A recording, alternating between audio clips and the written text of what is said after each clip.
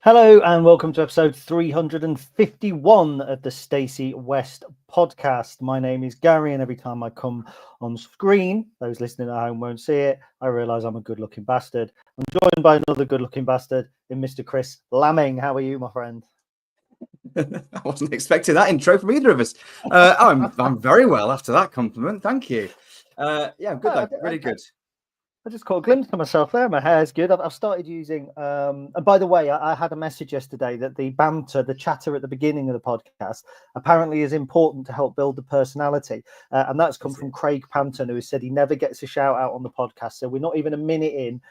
Big up, Craig. And it means that I can talk about moisturising, doesn't it? Well, you're in charge. So, yeah, by all means, go on. Fill some airtime with tell me all about moisturising. Go on.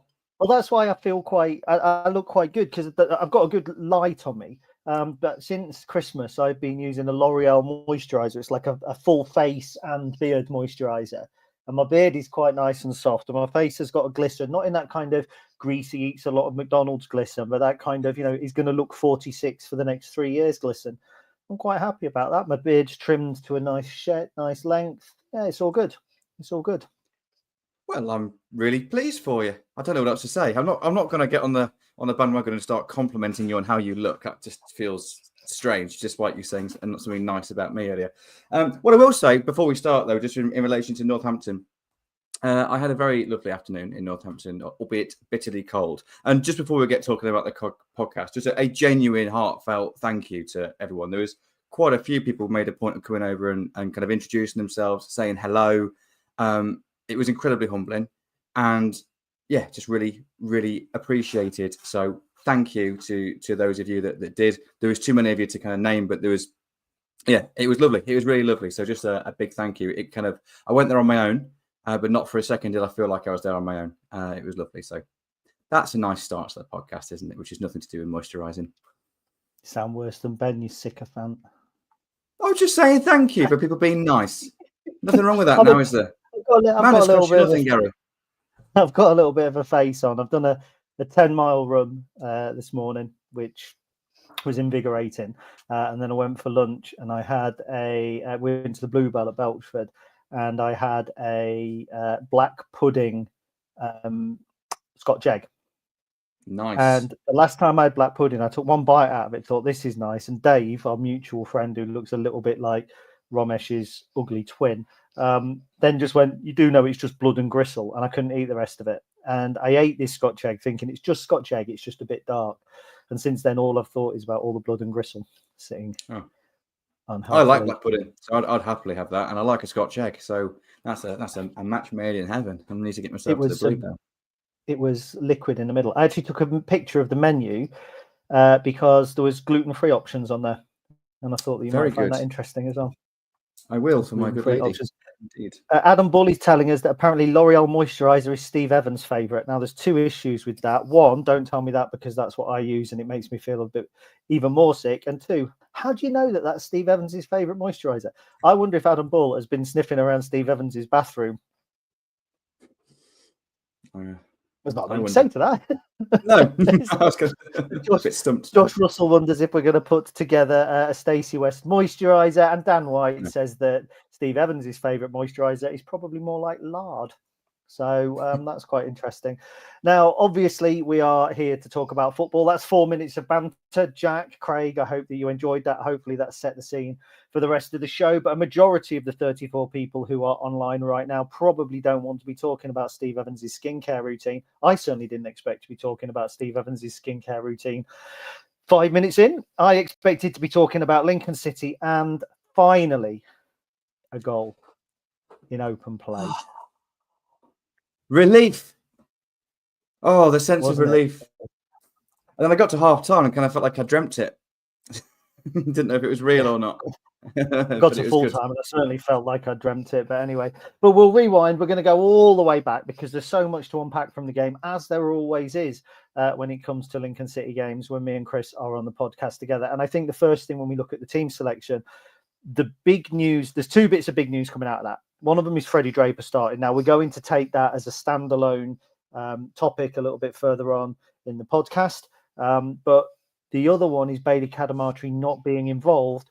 But that comes with the caveat that whilst he's injured, the deadline has passed for his recall. So we have Bailey Cadamartri for the rest of the season. So it was almost like bittersweet, wasn't it? It's kind of like, well, he's not in, but hey-ho, he's with us for the rest of the season. Yeah, and obviously we're going to talk about Fred later in the podcast, but I think that those two elements are linked together. So we'll touch on it briefly now. In that big opportunity for Freddie, been a lot of talk in the media this week about his future, whether that's there's anything to read into that or not. We'll discuss that. But ultimately, his name was on people's lips this week, maybe more so than it was expecting to be, and it's a big opportunity for him to start. Because I think of all the strikers we've got, other than Tyler Walker, of course, due injury, and Rob Street, who, of course, is no longer at the football club, albeit temporarily, Fred's the only one that hasn't really had a run of starts. He started 3 league games this season, despite coming off the bench quite regularly. You don't get the opportunity to get into a rhythm. So I think of all of the strikers, he's the one that's maybe had the least fair kind of crack of the whip. So it was good to see him start. It was an opportunity for him. And ultimately, I think he really justified that decision, because I thought he was outstanding yesterday. I thought, he tired towards the end of the game because he put a real shift in, and he justified that. But yes, as the team news came out, it was a big talking point, I think. But also on Bailey Cadamartri, it can only possibly be a positive that he's here until the end of the season. He is a very different profile of striker to Freddie and Jovan and Ben House. We've got 4 strikers currently in the building that are all a little bit different. So it's only a positive. Can I interrupt you there? Because while we're live on air, and if you're listening at home, you will already know this, but while we're live on air, Pete O'Rourke has actually tweeted a player that we are in advanced talks to sign. And I'm really interested, while we're talking strikers, to get your opinion on this before we go over to any Northampton stuff. And the 40 people watching this may not know. But apparently, according to Peter O'Rourke, Lincoln City are in advanced talks to sign Derby County striker James Collins. What would be your thoughts on James Collins, Mr. Lamming? And I know that's come out of the blue a little bit for you. Yeah, well, that's a very interesting. And I think whenever we were talking, like, what sort of striker do we need? What do we need to add to the team? We need experience, absolutely. We need someone who has got just that know-how really in the top end of the football pitch. Now, James Collins absolutely has that at this level and higher, in fairness. But then the question was asked, well, who on earth fits quite a narrow criteria in that, firstly, is available, secondly, is affordable, but also ticks the box in that will absolutely improve our team right now, because that's what we need, and also is going to be better than what we've got. And I think that's quite a small list of players, to be honest. So that's very interesting. I didn't think we would be able to sign someone of the likes of the caliber of James Collins. Of course, we don't know if we have or not yet, but that would be, but certainly a bold statement. And it certainly would improve the squad. There's no denying that. I think what I would say about it is, first of all, it's not one of O'Rourke's usual, 3 clubs linked with signing this player, or this player is linked with 18 League One clubs or whatever. It's very specific. And the last specific tweet I think that he put out was Sam Clucas, and I think the one before that was JJ McKiernan. So usually when he's specific, it tends to happen. I think I've been quite vocal in that it's exactly the type of striker I think we need, because he is quite robust. I think he scored 19 goals for Derby last season. Hasn't really done it in the Championship, but scored 19. The time before that, when he was in League One at Luton, I think he scored 25. He scored 20 for Luton in their League Two season, and then went through and scored for them in the Championship as well. Age-wise, I obviously have been caught on the hop by this, but are we talking 28, 29? Oh, I think he's in his 30s, guys. Let's see. I think he's 31, 32, something like that. He's actually 34. So, yeah. Okay. There we go. Showing my age. But again, I think the sort of experienced striker that we probably need. Yes. Yes, like I said, it's going to come out the blue a little bit, but probably fits the profile. I didn't think we would particularly be in for a target man style forward, but I suppose when you have a player that is experienced, it's likely that someone that's able to perform at this level still of that age range probably is going to be that style of player, because if they have different skill sets, they normally tend to tumble down the leagues a little bit sooner, don't they? Just a quick question. Was there anybody in the Stacey West team who said that we would be after a robust target man type? Just let me have a think about. Oh, yeah, me. Right, so we'll move back on to the Northampton Town speculation. It probably adds an extra dimension to the Freddie Draper talk, though, doesn't it? Similar it does add player. an extra dimension to it, but I do have some information on that. But we'll talk about that after we've talked about Northampton Town. So team selection, we've done and dusted. There was no Sam Clucas. The discussion is that he's probably not quite ready to come into League One football at the moment, not 100% fit. We will see him very soon. We'll be talking about him a little bit further on in the podcast as well. The first 20 to 25 minutes of the game yesterday. Now, I like words. And one word I really like, because it's the URG in it, the kind of is turgid. Do I get a hallelujah from my podcast co-host when I refer to it as a turgid game of football? It was, yeah. I watched the full 90 minutes back today, and it's amazing. Yeah. Well, the thing is, stuck behind the goal, right at the top, right in the corner, you get a very different perspective of the match than you do when you're watching it from kind of a gantry type position, don't you, where the TV camera is. And when I'm watching at home, like home matches, really fortunate to have a really good seat in regards to one row from the top, pretty much on the halfway line on the co-op stand. So it's a different perspective than I'm used to. And it was amazing the difference the game seems when you're watching from behind the goal in the corner, and also when Northampton are kicking towards you. Because I felt whilst watching it, albeit it didn't feel like a brilliant game of football, I felt not threatened, but more troubled maybe by Northampton than I did when we were watching it back. You know, just thinking, actually, they weren't anywhere near as threatening as maybe it felt like they were when we were sat kind of directly behind the goal they were attacking, because they had decent territory, but never really got a clear-cut chance away. We felt a little bit under pressure, but yeah, I know we're obviously going to talk about the goal in a moment, but not a single team strung more than 8 passes together in that opening 35 minutes or so. And it was a turgid game of football. I will give you a hallelujah for that. It's a good word because it describes it perfectly. The ball was in the air. The ball was out of play. I don't think we played particularly badly. We battled really well, but we couldn't kind of get a rhythm in the game. Neither could Northampton. It looked like two teams who were struggling for confidence, struggling for form, and were determined not to be beaten. So, yeah, it had all the ingredients of a 0-0, to be honest, pre-kickoff. And then 35 minutes into the game, it still felt like it had all the ingredients of a 0-0. But there was real hope in the stands that we would be able to improve upon the performance that we were kind of putting out in that first 20, 30, 35 minutes or so. Whereas I don't know if there was a huge amount of belief in the Northampton fan base that they could kick on from the performance levels that they were kind of showing. But yeah, is there any specific moments you wanted to pick up on in that first 35-ish before we talk about the goal? I want to talk about some generals in that 35 minutes, just some general observations. And actually, throughout the first half, I think the first half stats was something like 43 clearances Lincoln made compared to 6 of Northampton's. That suggests a real change of identity for Northampton Town over the past few months, certainly under Kevin Nolan. They had Tom Eaves on, the big man. I thought he would be a threat. I thought he looked a threat very briefly when he came on at our place before he had to go off. But I actually thought we marshalled them very well at the back. I thought Adam Jackson and Paudie O'Connor, they're not players that you expect to be involved in an 8, 9, 10 passing move. They're players you expect when the ball's being put on them to get their head on them, to get the tackles, to get all that sort of stuff going on. So I thought that their performance was commendable, the two of them. I thought that Zach Geacock dealt with everything that he needed to deal with in the correct manner in the first half. He had more to do in the second half, but he came to take the ball when he needed to take it. There was one corner, I think, came in where he put a strong punch on it. I thought Sean Rowan was just Sean Rowan again, shows such composure. He's used to getting out of tight corners.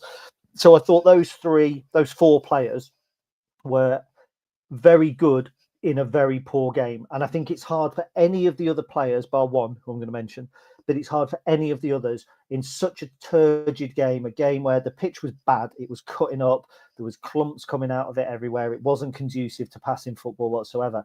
It's really easy to go, Hackett wasn't up to his standard, or Ben House didn't get a lot of luck. But actually, the game kind of contributed to that. The moments we did look like we had a little bit of class about us was when Ethan Arahan got on the ball, or when Fred was challenging in the air, and I thought they both looked good. For a turgid game of football, there was actually quite a few positives to take from the Lincoln performances, but just not in that final third. And I think one moment just before the goal summed it up, where there was I actually thought Ben House had average game at best yesterday, and I think if you've watched it back, you may feel the same. I thought he looked a little laboured in his running at times. A couple of his decisions weren't spot on. He gave away a couple of needless free kicks. There was a ball, I think it was from Ethan, but I may be wrong, a ball through where he just didn't look to have any pace whatsoever, and kind of had to cut away just before the goal. And then finally, as we've alluded to, we come. Did you want to pick up on any of my points there, by the way? Or I actually disagree on Ben House, to be honest, and because I read that in your right to agree with pretty much everything, but I'm not sure I agree on Ben House. I thought he played all right. I get your point in the early moments, like the first sort of 10, 15 minutes, maybe looked a little disjointed, maybe, but everyone did. But I thought he was all right after that. I think he had a threat. I don't think he looks rapid in terms of his sheer running power, but I think he's robust. But I think he did everything that we want Ben House to do, and everything that Ben House is good at in terms of his off-the-ball work. I thought it was one of our best off-the-ball performances as a club, as a team, for many, many weeks, despite being pretty poor in possession at times. But Ben, didn't lose the ball once, by the way. Didn't give it away once. Won it back 5 times, won 3 out of his 4 tackles as well.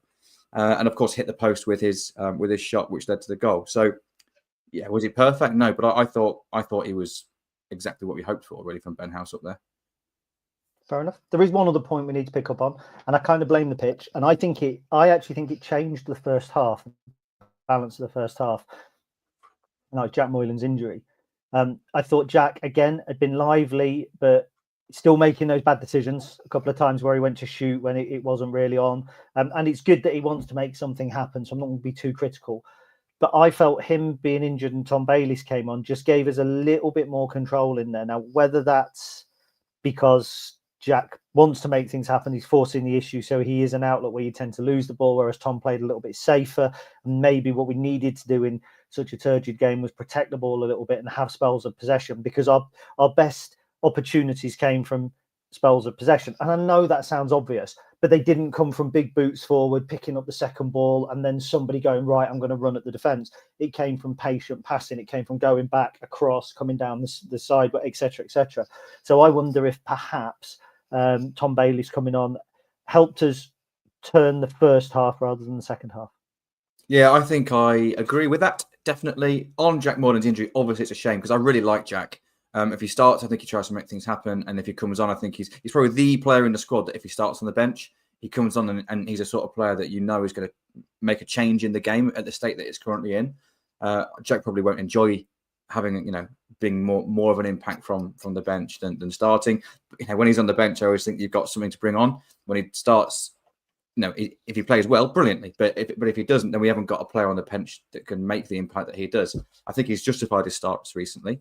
I like Jack Moylan. I think, we know he's got massive upside and we know he's got a little bit of a downside as well, as you mentioned, in terms of maybe that erratic decision making at times. But I think we're a better team with him in it. I think we're a more threatening team with him in the side. But I agree that after he picked up his injury and Tom Bayliss came on, we just seem to have that little bit more control without being dominant by any means. But I think when the ball was in midfield, it was telling that once Bayliss came on, that it was since then that we had more spells with the ball. Neither team had a huge amount of possession.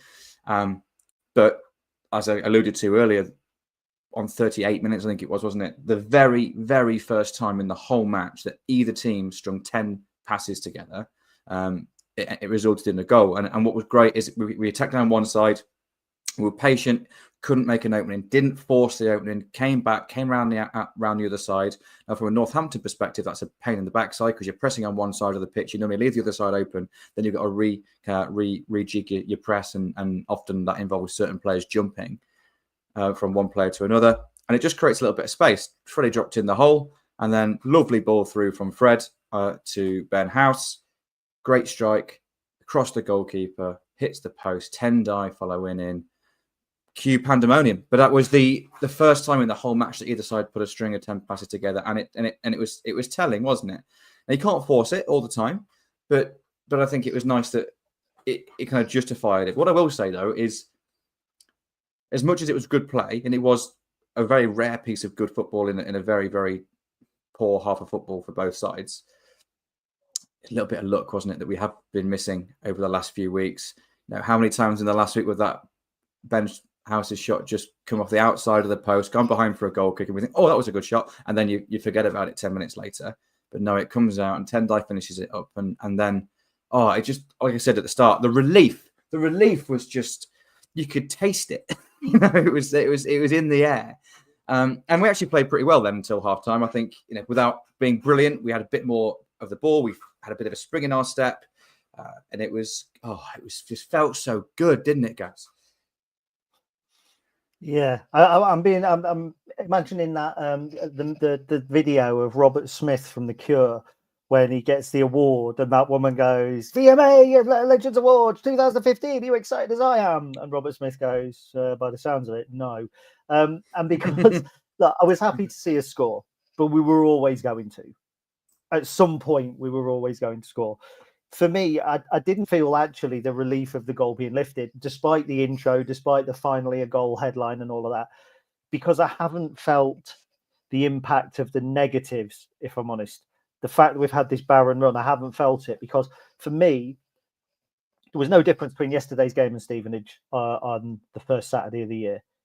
In terms of the balance of play, it was poor in places. We played half decent in places. When we strung passes together, we looked all right. We created a good chance, but on that occasion, Jovan missed. If Jovan puts that one away against Stevenage, and Ben Houses does just go past the post yesterday, and we draw 0-0, a lot of this kind of negativity that's been bubbling for the last 10, 12 days isn't there, because we've beaten Stevenage and that's off our back. So it is such narrow margins. And for me, there was no difference between yesterday's game and, I mean, to be fair, Wrexham and Huddersfield we played better, but Exeter, Bristol Rovers, Stevenage, games that we've drawn or games that we've lost even. I mean, it was only really Rotherham, Bolton and Shrewsbury where we were absolutely turgid. In that whole run, they were the only three games where you look at it and go, we were crap. Yesterday was just the same. It's just the same as Stevenage. And so it was just that bounce. But what I've got to say, there was two things in the goal I really liked. First of all, Freddie Draper channeling his inner Ethan Arahan for the pass. It was a great pass. And I am so pleased Fred's doing well, because all around me, like you get my dad behind me, you get Freddie Draper's not good enough. I know he's good enough. Yeah, people saying he's a League Two striker. There's no such thing as a League Two striker. There's no such thing as a player who finds their level. It's simply a myth used by people on the internet to take away from a certain player.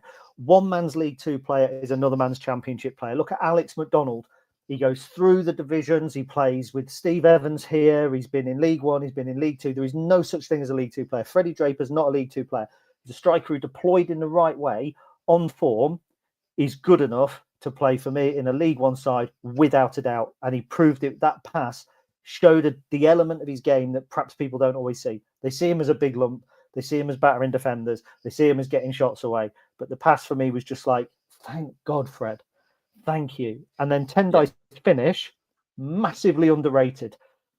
Massively underrated, because he's got a defender to beat. It's a tight angle. The keeper's coming back.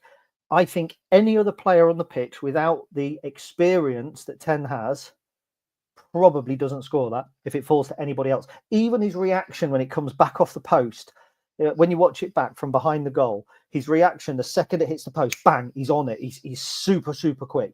So for a man of 32 or whatever, I think I just think it was a great finish, hugely underrated. They're the things I liked about the goal. Yes, I'm going to 2 or 3 points I think I want to pick up on. I agree with you on pretty much everything, really. 10, firstly, good finish, agreed. I think the biggest element here, that the experience side that you're kind of referring to, was the following in and being so quick to kind of follow it. I think there's not many other people in the squad who would be in the position that 10 found himself in. I think, that there are people who would be capable of finishing from that angle in that situation if they were there. Maybe would have been erratic at times, but I think there are players that are certainly capable of it. I don't think there are many people in the squad who would have anticipated the situation and got themselves there like Tendai did. Agree with Fred, really agree with it. I think it's a side of his game that people don't always see. And don't get me wrong, he hasn't had the opportunities to show it very often either. I also think he, as much as he was good back to goal and he held the ball up really well at times, I thought his channel running was brilliant at times as well. I thought he really just worked his backside off, to be honest. And he deserved a goal, but I'm pleased he was involved in a goal, even though it won't count as an assist as such. But I think the point you made before that, around that we didn't do a lot different than we have in lots of other games, 100% agree with you, 100%. And I think before this match, I had comfort in the fact that as much as we weren't brilliant, we were on a bad run, etc., there wasn't this glaringly obvious kind of wholesale issue at the football club or in the team. We knew where we needed to improve, but also we probably haven't picked up as many points as we deserved to in that run as well. There wasn't a huge amount wrong, but we also knew that this game plus the next one against Peterborough are two really big games. And if we didn't get a result in this or the next, then that's when, for me, then you think reluctantly would have had to ask a lot more questions and look into things in a lot more depth and think, this is getting really bad now. I think the pressure would have increased a bit more on Michael Skubala, externally, probably not internally, but certainly more internally if we hadn't got a result yesterday. So for me, as much as the performance was not really any different to anything we've done in the other games, it wasn't like a relief that, we've played brilliantly and this is the new Lincoln City, we're back on form, because I didn't think it was massively off form. The relief came from the fact that we needed to get a result today just to get the monkey off our back. And there we go. Everything's okay now. Now we can start to focus on the bigger picture again, because everything in terms of the longer term and the bigger picture at the football club, in my mind, there was no doubt about that at any point. I think that's always been good and looks positive. But the here and now, we couldn't just pretend it wasn't existing. We couldn't just kind of put our fingers in our ears and close our eyes and go, la, la, la, la, la, pretend that the run we were on isn't happening. So that's where the relief came from. It wasn't the fact we scored a goal. It was like a goal that signifies a chance to go and win a game and then the win. I actually kind of celebrated the full-time whistle more than I did the goal because it just felt really big, like that pressure lifting. So, yeah, I completely get your points, but just wanted to add a bit of context there in my thoughts. So that's that really in terms of the goal, 1-0. Hurrah. Very good. That's what you're here for. Adding context and expert opinion. Now, Fred then didn't miss a decent chance. There was a good chance saved from Fred just before half time. Perhaps if that goes in, we run amok. Perhaps if that goes in, I think the confidence breeds. But actually, half time gave Northampton a chance to get themselves regrouped. And I thought that they were all right, actually, in the second half. I thought they were the better side in the second half. I thought they were desperately unlucky with one moment where Conor McGrandles clearly slips over. Tariq Fosu's done him, and the referee calls it back for a free kick and then books Fosu, rightly so, for slamming the ball into the ground. But there was no foul, and that was actually a really dangerous moment. Fosu's a really good player. And that's the thing that baffled me a little bit about Northampton is some really good players in that side. Jordan Willis, good, experienced centre-half. Tom Eaves and Sam Hoskins, both strikers who would be on the fringes of our team. Tom Eaves might be someone who actually starts for our team. I don't know. Mitch Pinnock, we know he's a good player. He's been there for a while as well. Scored against us late on. So I think they've got a decent enough side. And I thought they came out and looked relatively lively. And it's really where Zach Geacock came into his own, who I want to pick up on. And I know that'll delight you, being a goalkeeper yourself. But he's made a couple of stops. Yes, Roy Keane would say that's what he's paid to do. Yes, they were, but they were decent stops. And they were stops that I think probably increased our confidence a little bit, because once he's made, I think there was two that stick in my mind. And once he's made those, Northampton looked a beaten side. And sometimes a goal kills a game. And I actually think towards the end, it was the two saves. Potentially the one that sticks in my mind was the dipping volley from the edge of the area that he's tipped over. But after that, I just felt that Northampton looked not a beaten side, but they look like, well, they were our chances. That's what we do. And they look like a side down, and they look, despite having the better of the second half. Yes. I mean, it's that word again, isn't it? That word confidence. It's an intangible. You can't put a number next to it, but it has a huge, huge, huge impact on the game. And football is a game of applying margins. And you can just see that confidence. I think the Bolton game, we discussed the Bolton game, didn't we? You could just see the confidence sapping out of us as the second half wore on, despite a good first half. And I think you could probably say something similar to Northampton, like they came out second half, albeit not particularly pretty. They did a similar kind of plan as they did in the first half, but they certainly had decent territory. They put the ball in the box, had a couple of opportunities, and a goalkeeper making a save, a solid save, not necessarily a worldie, but a solid save or two. You think, oh, that's a decent chance, and it's just confidence zaps for Northampton. Then it increases our confidence, doesn't it? And then that just makes a difference. It does. You just think, it's weird. This is going to sound strange. And Roy and I were talking about this. So Roy, good kind of friend of the pod, who I ended up watching the game with yesterday. And he said, when you actually think less when you're confident. Things just come naturally, and you just do it kind of through instinct. And then when you're not confident, you almost second guess yourself, or you're almost overstimulated in your mind, and that's where mistakes come from. So I think when you can just get that clearness in your mind, and a little bit of confidence will do that, it just kind of has that impact on every kind of decision that you make and every action that you do. So yeah, from Zach's perspective, it's really good. Mistake against Bolton, but played well against Birmingham, and was really good in this game. Did everything right. Don't think he made a bad decision at all for the full 90 minutes. It was good. On Tom Eaves, by the way, we skimmed over that, because I think you made a good point earlier when we were discussing the first half, in that we marshalled him really well, because he is a threat, particularly an aerial threat. He only won one of his 7 ground duels and half of his aerial duels. So 19 of the 23 duels that he was involved with, 20 of the 23 duels he was involved with, he only won 9 of them.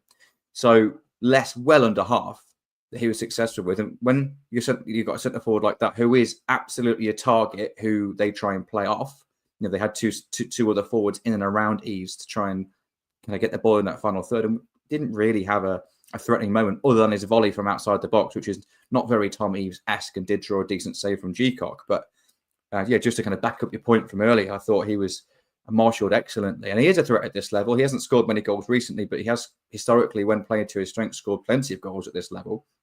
So I wouldn't want to say he was ineffective in this game, but I think we certainly nullified his threat really well, and that's credit again to the back three, isn't it? I think he was far less effective than I felt he was going to be when he came on in the return leg, which was at the end of October, if I remember correctly, in the first game. We beat 2-1 on a Tuesday night, just days after we'd beaten Stockport County. Now, let me ask you another question. Should TJ Omer have finished the game? Because he's picked up a booking. And again, it's a silly little thing, I think. But he's picked up a booking, quite rightly so. And then 2 arms round Makama, throws him to the floor. Now, to the letter of the law, he should have been sent off. But I think, just as the referee did with Mal Benning against Shrewsbury, albeit the wrong way round, sometimes there's a little bit of discretion and you're trying to keep it at 11v11. The only reason I raise this point is because I'm still bitter about Ethan Araham being sent off against Bolton. And I hope Ross Joyce is listening. And Ross, Craig Hicks and Declan Bourne know how to sensibly referee a game and not spoil it for the thousands of people who've paid good money. TJ should have been sent off, to the letter of the law. Putting your arms around somebody and throwing them to the floor is a red card. Whilst I would never have said it during the game, because I never cheer opposition players, I didn't applaud Danny Cowley when he came back with Portsmouth. I certainly didn't cheer Terry Hawkridge's goal when we lost 4-1 at Notts County, as some supporters did. It's ridiculous to do anything like that. But now the game was finished. It was actually nice to see TJ playing a key role, albeit he was the one that let Ben House get the shot away. But it was nice to see him with a club at a level I think that he can play at and looking confident. Yeah, TJ performed really well for us, and was I don't think anyone had a bad word to say about him, really, did they? It's strange, isn't it? Because in the pre-season with TJ, it made total sense as to why we kind of parted ways. I think when he joined, he would have been on a decent contract because of it was a really, really big signing at the time. So when you're kind of weighing up current impact on the squad compared to kind of contract status, probably there wasn't an alignment there. But I really thought he'd easily find a team in League One, and I was surprised that it took him so long. But I agree with you. I was really pleased to see him playing well. Didn't want him to win, obviously. Didn't want him to draw. Wanted them to lose. Want Lincoln City supporter, and that will always be the case. But it was nice to see him doing well, because I just don't have a bad word to say about TJ. I really don't. So, yeah, should he have been sent off by the letter of the law? Yes. Would I have felt differently about it if we hadn't got the 3 points? Almost certainly. But we did win. We've got the positivity off the back of that, got the monkey off our back, and we can now look at it from the romantic side of the game. Oh, isn't it nice to see TJ doing well? And it is nice to see TJ doing well. I thought he played very well, by the way. I've just noticed the time. I'm not normally a clock watcher, but 35 minutes in. So are we in a position where we're about to wrap up Northampton Town? We've won 1-0. It was an attritional game. It was no better or worse than many of the games, bar the 3 over Christmas.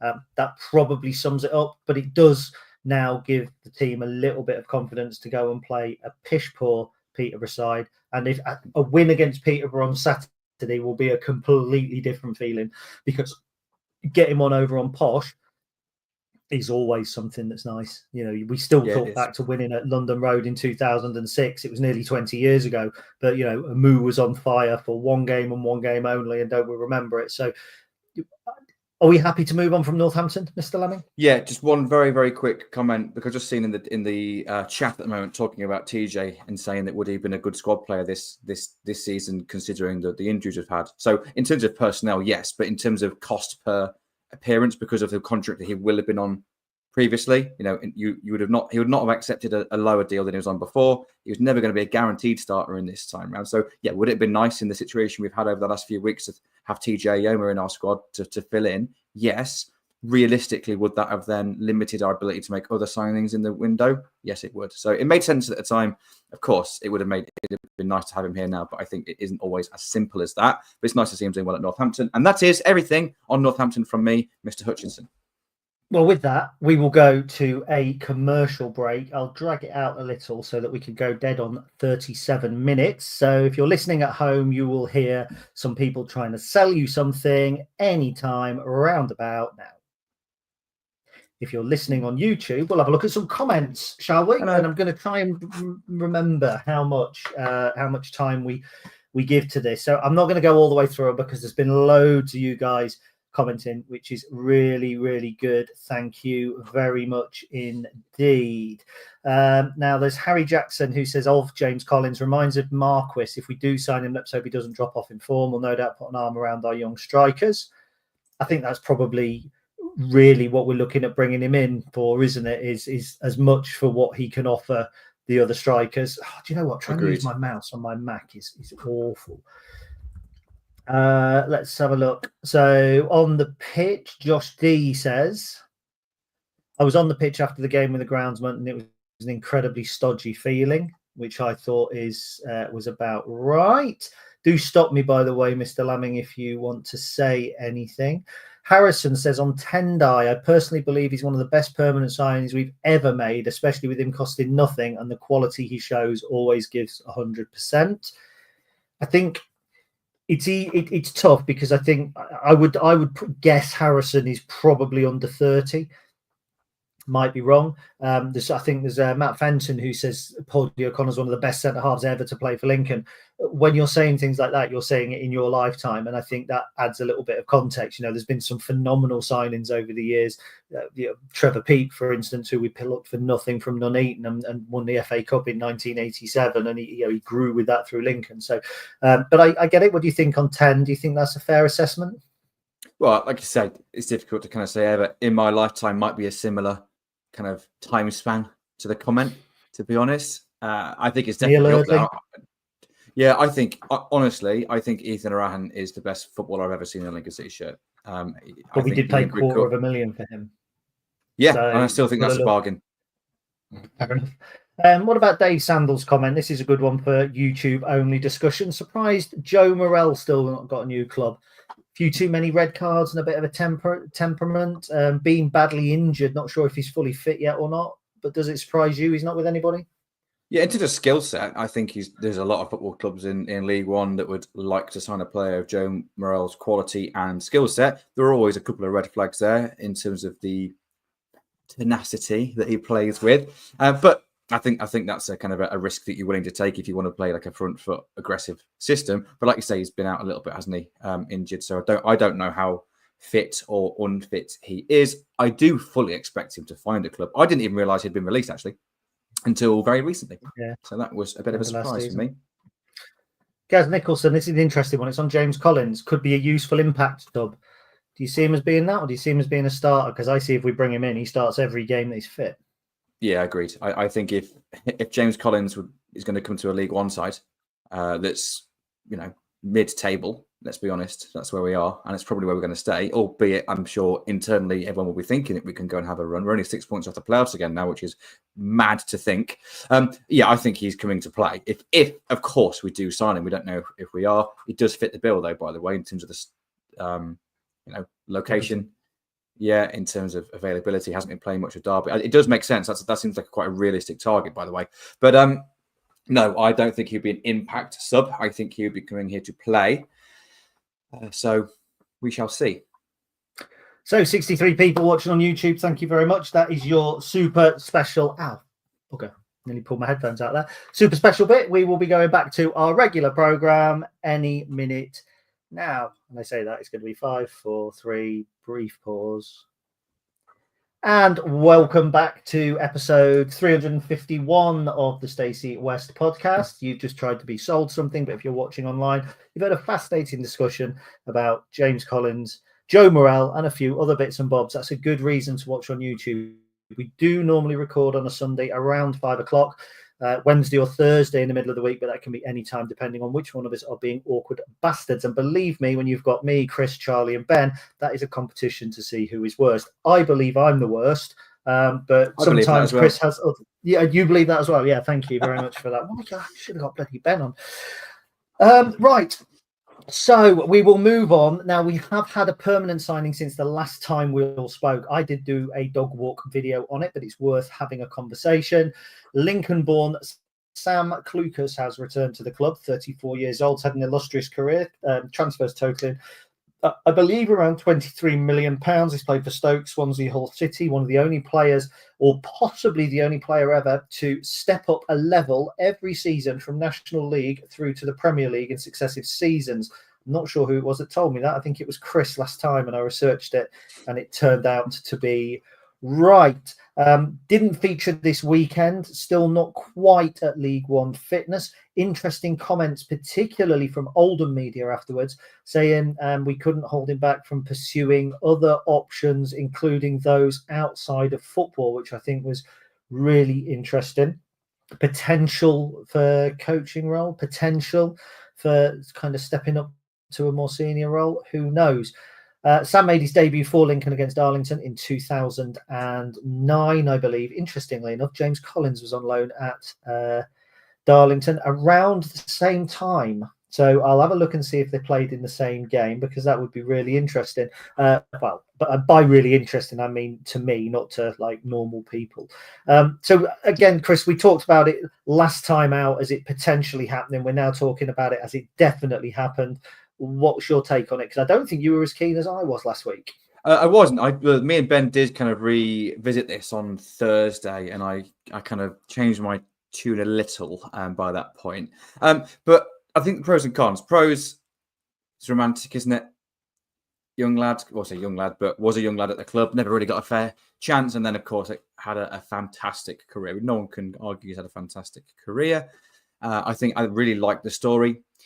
I think we've seen the impact that Tendai, someone of that kind of more experienced kind of role, we've seen the impact that he can have on the team. We just waxed lyrical around that a few minutes ago. So it kind of makes sense. Could you have one of those type of players in each department? One in defence, one in midfield, one in attack. That adds a lot off the pitch as well as on it. So I think off it makes total sense. On it, I'm still not 100% sure. And that isn't me doubting Sam's current ability, by the way. I appreciate he's coming from the National League. And this was me kind of playing devil's advocate when we spoke about it last. I said, would you really want to sign someone who's been playing in the National League? Only played 7 games, 34 years old. But of course, prior to this season, hasn't played below the Champions League since the Championship, since I think 2015, something along those lines. So a long time. Of course, he's been playing Championship football or above. So has undoubted quality. The question I had at the time was just who does he play ahead of? And to look at this, bear in mind, before a Northampton game, when we're still on the run we was on, the only reasonable thing I could see is he's a replacement for Ethan Arahan for the end of the season if he goes, or he would play on the left side of our midfield three. But I like Jack Moylan there. And obviously Jack Moylan's now picked up an injury. So we don't know how long he's going to be out for, but Tom Bayliss could well be the player to kind of play in there. So I couldn't see like a Sam Clucas-sized hole in our current starting 11 without someone who I would like to be in the starting 11 to miss out. Because let's not forget Sam's left-footed, and you'd expect that means he's more likely to play on the left of a three if it is going to play in the three. Jack Moylan, not that he can't play on the right, but prefers to play on the left, getting in that half space and cutting in. So yeah, it was just there was a few question marks for me in where does he actually fit in the 11, but I have absolutely no doubt whatsoever he'll add something to the group off the pitch and does offer some attributes on it that we don't have in terms of that calmness, that experience, that kind of good decision making in that kind of middle to final third of the pitch. So I understand the signing, makes sense, just not 100% sure where he fits in the 11. Yeah, I said my piece. That was for I did a dog walk video on it. I think it might have been for patrons only, but I'm not entirely sure whether it is or not. I forget what I record and who I speak to at the moment. So we will move on from that one because there is a really interesting topic of conversation around the major transfer rumour from last week, which was Freddie Draper. Now, a Walsall journalist put out that Freddie Draper was close to a move to Walsall. And then the next day, that the move had now collapsed and we were thinking of offering him a new deal. Now, as I understand it, and that is journalist speak, but as I understand it, a lot of that was actually led by external forces other than an actual deal. So they think, or I think, that the speculation was probably agent-led. I'm not saying there wasn't an inquiry from Walsall, and maybe it was an attempt to force Lincoln's hand from an agent. I don't know. But my understanding is that a deal was never as close as it was suggested.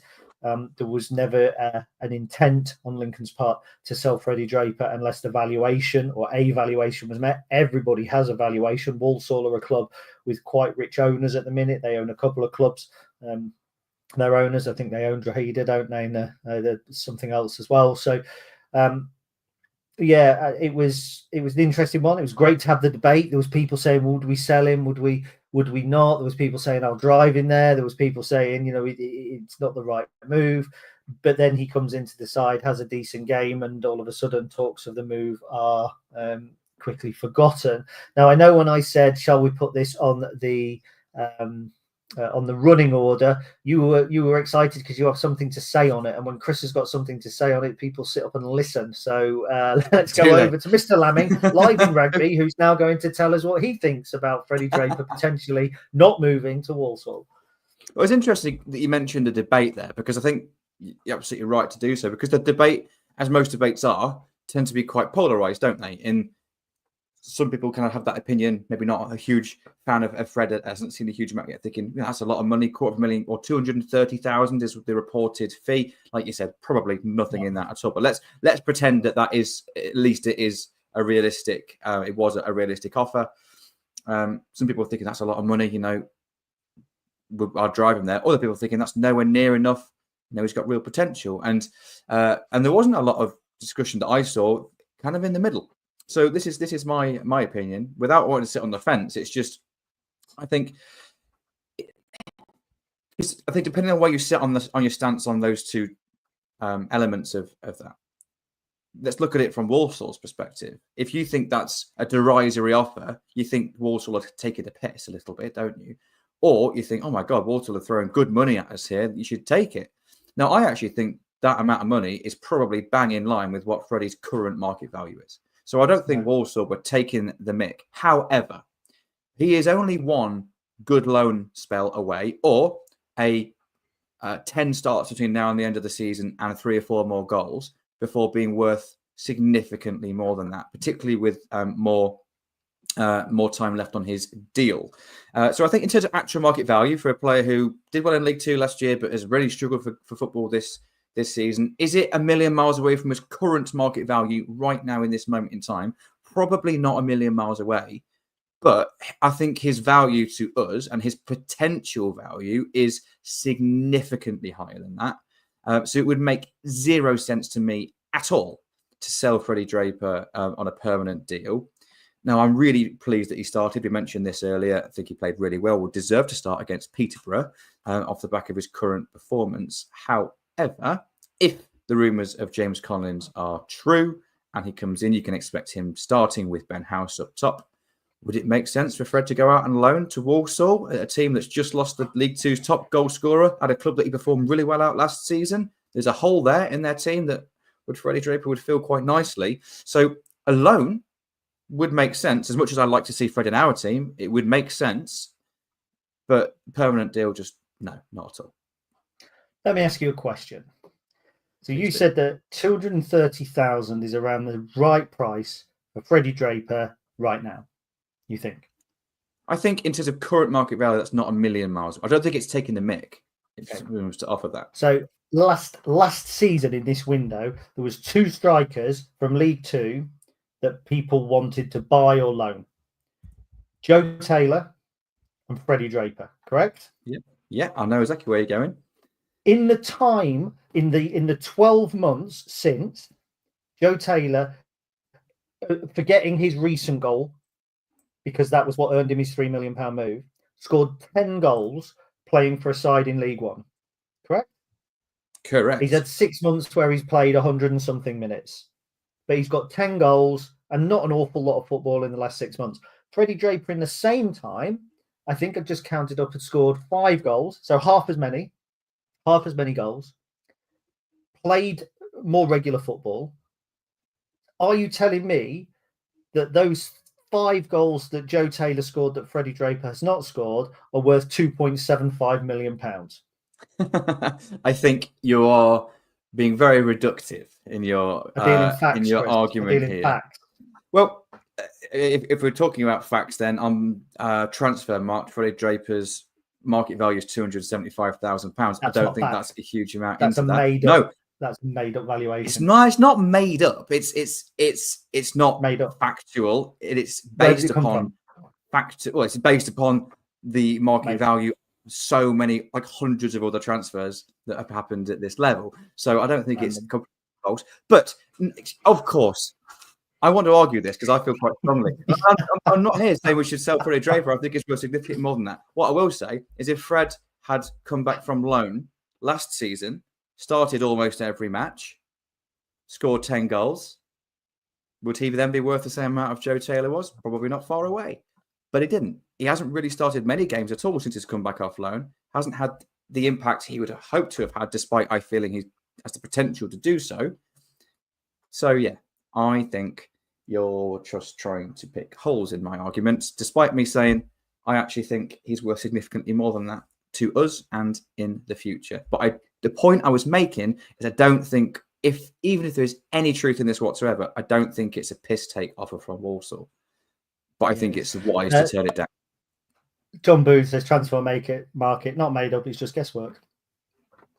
Educated guesswork. Guess. Yeah, guesswork. Wrong guess. Right. So I think that we're my personal thoughts on it, which I may have just made very clear. I don't think that Walsall would be able to afford what I believe Freddie Draper would be worth in terms of potential. Had he not had the loan spell at their place last season, and we're talking about a 20-year-old striker who had got 5 goals in 2 or 3 seasons for Lincoln, it'd be very different. But I do think there's more to Fred than people are willing to see. Too many people are commenting on his physical, saying that he's too big and he's too slow, which is interesting because then they are also talking about other players who may be of a I'm not going to go there. I'm not going to go into unconscious bias and things like that. But quite often being big and strong and physical is something that is praised in certain players, but it's not praised in in Fred, and I don't entirely understand that. I don't think he's out of condition, because I don't think Lincoln City would play footballers who are out of condition. I think that is the body size and the type that he's going for. I think if James Collins were to come in, if any of our strikers are going to take more from him than the rest, it will be Fred, because I think that Fred is a similar type of striker to a James Collins figure. And do you know what? Yeah, you look at James Collins's history, all the goals started coming for James Collins when he hit like 22, 23, once he had got the experience. I think he was actually quite a bit later than that for him. I think he was a late bloomer. Yeah. And so I think there's no way that a League Two side, in my opinion, would be able to afford Fred. Pure and simple. Agreed. I really like him. Completely agree. And I'm one of the rare people who doesn't seem to think that you have to pick either Fred or Jovan and fight the corner for one and not the other. Because like you've got my dad who loves Jovan but doesn't like Fred, and then you've got people who like Fred but don't like Jovan. Why can't I just like them both?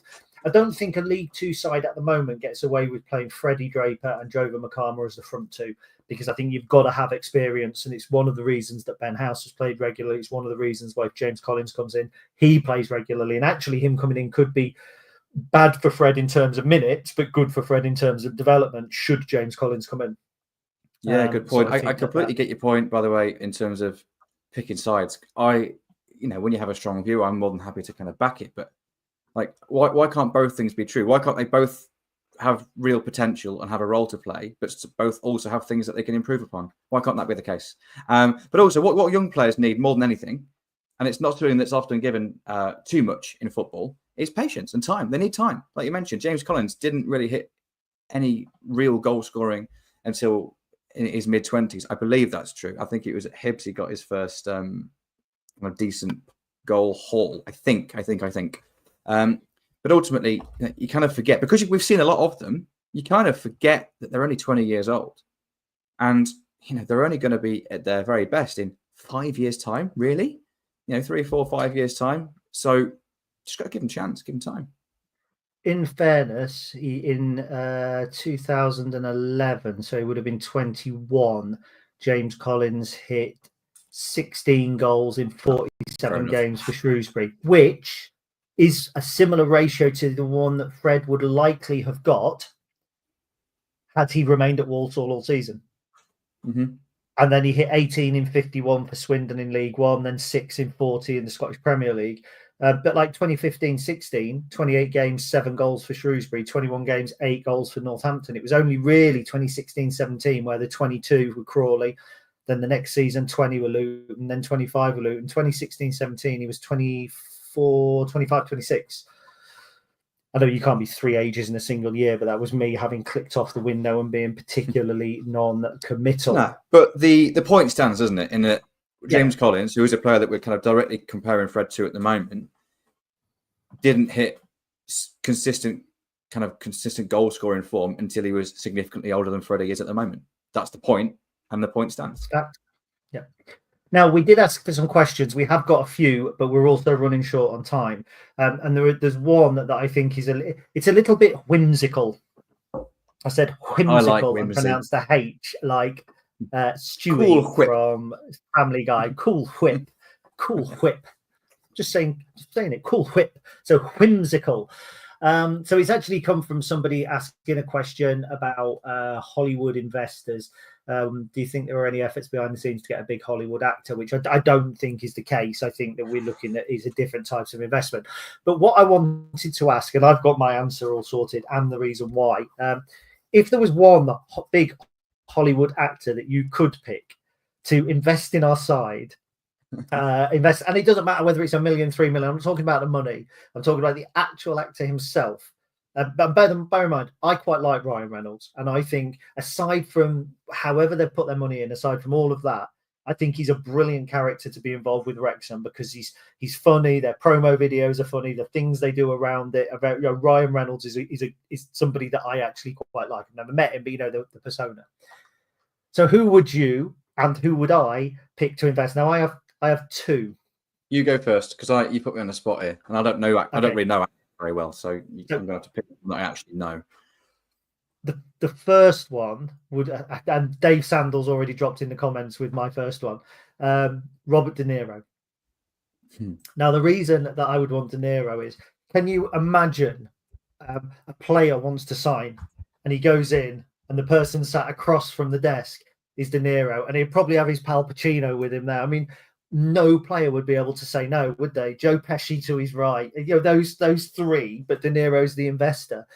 And a player comes in and it's like, right, we're going to make you an offer you can't refuse, kind of thing. So that was my second choice. But my first choice, and it would do Alan Long out of a job, by the way, this. But I honestly, do you know where I'm going already with it? No idea. I would absolutely love, in fact, it would be one of my favourite things in the world to happen, is for Morgan Freeman to invest in Lincoln. And for him to narrate, not read out, narrate the teams on match day. Can you imagine it? Like Shawshank Redemption style. In fact, I even want him then on the iFollow to do like no, not the iFollow, the highlights. I'd like him to narrate the highlights as well. I'm not even going to try and do it, but I just think that would be, do you know what? That would be peak. That would make us the most popular football team in the world. So I appreciate this is quite a light-hearted question. I have got an answer, by the way, but on Ryan Reynolds, right? I think this is like a half serious answer to kind of a not very serious question. I get that, but I don't dislike the bloke, and they've done the direction they've gone in with Wrexham. They've done it well. I would hate for us to go in that direction because it's a pantomime, isn't it? It's a bloody TV show for most people. I just hate that. What they've done for the city is great. There's no denying that, but I just don't like it. It takes the focus away from what we're all there for in the first place, which is the football. And I just don't like that. With that in mind, who I would like to invest in Lincoln City, if I had to pick an actor, would be Keanu Reeves. Because I like Keanu Reeves. He's a lovely bloke. And also, he'd be unassuming, so we could still focus on the football, but we could be associated with someone who, this is only ever positive press about Keanu Reeves, isn't there? So, yeah, that's my answer to the question. There you go. Now, there's a couple of transfer window style ones. I genuinely thought there'd been what does the rest of the transfer window look like? And given that we have, let me move that window out of the way, 3 minutes left, it's probably hard to go into.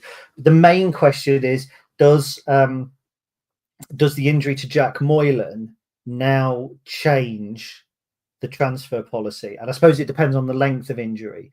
But with Jack Moylan injured and JJ McKinnon going out on loan, does that kind of force our hand into bringing another attacking midfielder, or do we make do with what we've got? Maybe is the answer I'm going to go with. Now, we touched on earlier Sam Clucas. I think a lot of us are kind of expecting, someone of 34 years old, you're expecting to be most adept at kind of sitting in front of the back line. But Sam's always been a kind of box-to-box midfielder, and I think he would be most suited to playing in that advanced 8 role, slightly ahead of Ethan around. So does it actually create an opportunity for Sam to get into the team sooner than expected? Maybe. Also, Tom Bayliss is a player that I think has almost been a little bit forgotten about. He had such an incredibly good start to the season and, of course, had his injury. And maybe we didn't realise quite how much we'd missed him in the most recent run. So maybe there's an opportunity for Tom Bayliss. Similar type of player, not exactly the same as Jack, maybe not quite as direct, but certainly similar type in terms of attacking midfielder, good at dribbling, etc., good at carrying the ball, creative. So I think on balance, maybe not. Maybe we're okay. But it depends who's available. If we have space in the budget and Jack is out for a long, long time, hopefully that isn't the case, of course. But if it is, and we've got our centre forward in first, I think that's the key. Get that done first. If that's done in this space to bring someone else in that kind of comes up as available, then why not kind of throw something at it? But I don't think it's a necessity. What do you think? Well, I actually think that Dan White, who wants James Earl Jones to invest in the football club, is wishful thinking, because as Dan Judson points out, he's brown bread, unfortunately. So, but yeah, sorry, that was just by the by. I'll be honest, I would like to see us bring a lone player in that position as a little bit of cover anyway, irrespective of Jack's injury. Just, again, it's probably because we've got 2 there, and like you say, we've forgotten a little bit about Tom Bayliss, somebody who I am a fan of, by the way. Tom Bayliss, I think that he's probably my first choice pick in that position. But I do think that we could look for cover. It depends, I think, on the strength of Jack Moylan, or the length, of Jack Moylan's injury. Finally, I think Shane Clark had mentioned, what's the dream transfer window look like? So quickly, because we are now at an hour, let's assume, for the purposes of this question, that we've brought in James Collins. So let's assume that. So we've got the robust striker. Rather than names, where are the other areas that you feel that we need to strengthen in order for this to be a dream transfer window? Just kind of almost contradicting myself, really, because if we've got James Collins in, and we've got Sam Klugerson already, I actually think we've got good balance in the squad already to have a positive second half of the season. So what you're waiting for then is someone that can make something out of nothing, someone that can win a game on their own, that can turn a tight game into a 0-0 into a 1-0 or a 1-0 into a 2-1 by themselves. I think Jack Moylan has the potential to do that. By the way, of course, is inconsistent. So someone, I haven't got a name for you, but someone who is, who can add that little bit of, I suppose, magic to the team, that can play in maybe a wide position or in that advanced 8 role and create something from nothing, and be a real kind of creative and consistent player. Who that is, no idea. But I think that would be the dream. For me, the dream involves a 2.5 or 3.5 year deal for a centre-back who is a longer-term successor to Adam Jackson, who I think it's widely accepted will probably leave in the summer to move back up north. And I think that we've always also got to look a little bit further forward. I think the team that we have right now, if we were to sign Collins as well, or if we would sign a striker as well, I think our squad is good enough to get us through the final 4 or 5 months of the season on the fringes of the playoffs. I don't think we'll make the playoffs. I said that to you privately when the season started, that I thought we'd be outside the playoffs. My prediction was outside the playoffs. I stand by it. Nothing is happening at the moment that I didn't expect at the beginning of the season, bar perhaps, the length of the recent run. But we've still got to be looking forward. And everybody's dream transfer window involves what's going to happen over the next 4 or 5 months, And people are saying things like, Joe Taylor's not played many games. He's gone to Huddersfield. He's scored. Why are players not able to just come in and do a job straight away for us? All that sort of stuff. But it's not always about that. And I think I'm looking at next season, and I see next season as a real opportunity for progression, because I think we'll lose Birmingham out of this division. We'll lose Huddersfield potentially out of this division. We'll lose potentially Wrexham out of this division. So big teams will go. And when you look at the teams that may or may not come down, Plymouth potentially, Oxford potentially, they're teams that will be all right in this division, but they're not going to be the big hitters. It's going, if the SCMP protocols or whatever comes into play and the independent regulator, it could be a very different financial landscape. We've got to look ahead. We've got to plan. It's all right, people having to go at the model and saying we need to win this and we need to do that right now. We've got to plan ahead. So for me, the perfect transfer window alleviates some worries I have about Paudie O'Connor and Adam Jackson leaving in the summer, because I do not like it when you have to make wholesale changes to your defence. Sean Rowan, bear in mind, is out of contract as well. So it would be nice to have at least one centre-half coming into the club who you can look at and go, yeah, that's part of our spine for next season. And he may not play straight away. It might be somebody coming out of League Two. Might be somebody like Paudie who's dropped from a bigger club down into League Two. It might be somebody who's dropping from a bigger club right now. I actually want to see the ball winner. I want to see the Paudie O'Connor, the Carl Piergiani, the Will Aimson, the player that gets their head on everything. They're the 3 big hitters in our league for clearances and headers. We need another one of those. And I wouldn't even be too bothered if it was a 26, 27-year-old who doesn't have the resale value that we're going to bring in and go, right, that's your job. That's what you're going to do. Now we'll put the ball playing left and right-sided centre-halves from the Premier League teams who have dropped down in. So that would be my perfect transfer window.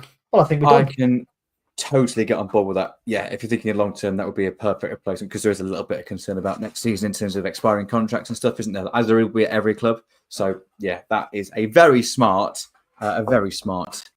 answer to that question. It's almost as if I know what I'm talking about. Right, we will now, I think, wrap up. So that has been episode 351 of the Stacey West podcast. It's actually been quite good fun. I've enjoyed that.